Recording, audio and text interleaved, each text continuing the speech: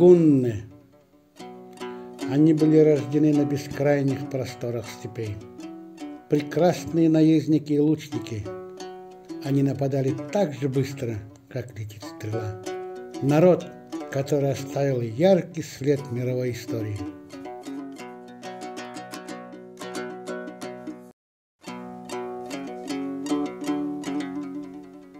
Конечно же, всякий здравомыслящий человек и гражданин хочет знать происхождение и историю своего народа и государства.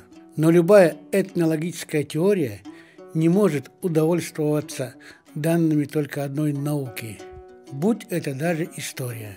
И поэтому для подтверждения любой этнологической теории необходимо привлечение данных и из других наук.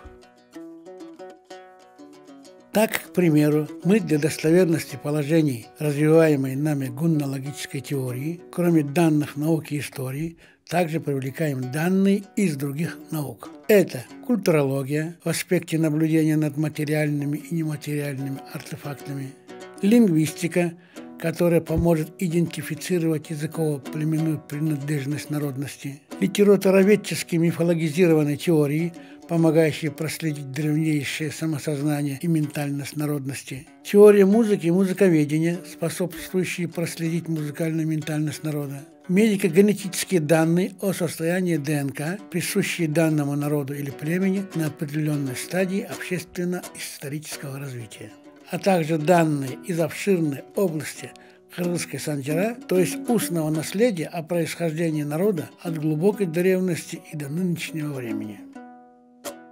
И поэтому мы предлагаем для подтверждения нашей теории происхождения гуннов 7 доказательств в соответствии с положениями названных выше наук. Доказательство первое. Чисто историческое. Большинство историков, исследующих историю и происхождение тюркских народов, придерживаются мнения о гуннском происхождении всех без исключения тюркоязычных народов. Особенно в этом полностью единодушны ученые-историки, а именно казахи. Они придерживаются мнения, что гунны, жившие с IV века по I век до нашей эры, во главе с известными их правителями Туменом и Маду, есть прямые и непосредственные предки всех тюркских народов. При этом данные народности и племена могли говорить на самых разнообразных древних тюркских, древних угро-финских и древних монгольских говорах, диалектах и языках.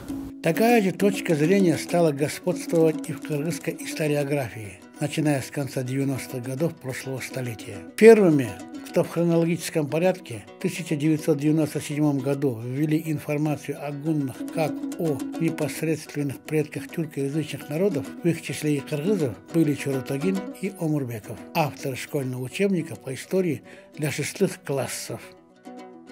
В дальнейшем такая историческая информация стала неотъемлемой частью различных школьных и вузовских учебников, учебно-методических программ, справочных изданий и кратких энциклопедий, изданных в Кыргызстане.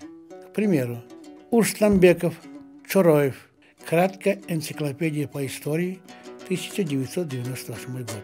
Воропаев, Джунушалиев, Плоских, учебник по истории для вузов, 2008 год. Плоских, учебник для 6 класса, 2006 год. Асанканов, Ходжамуратов, учебно-методические рекомендации по истории, 2011 год.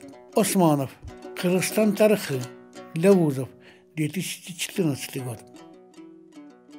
Таким образом, гунны, покорившие обе римские империи, западную и восточную, вне всякого сомнения, являются древними предками всех тюркоязычных народов, в том числе кыргызов и казахов.